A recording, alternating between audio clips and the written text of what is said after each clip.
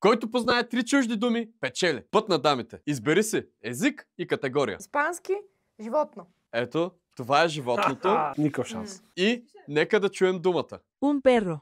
Добре. Залагам на... Това е кратичко, че куче. Да, бе.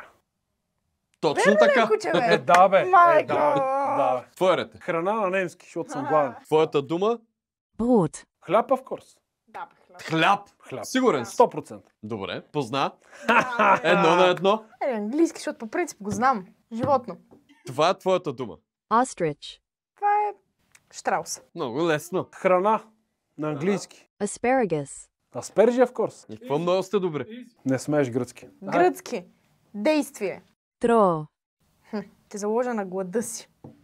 Ядене. Думата е ям, така че не е точен превод, съжалявам. Животно на немски. Ein Schwein. Пинчер. Не, прасе. Гръцки предмет. Plictrologio. Мале. Подложка. Клавиатура. То е испански, да го видим. Предмет. Una silla. Чиния. Не. Стол. Английски предмет. Pad.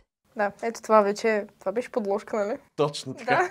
Точно това вече е подложка. Благодаря. Браво.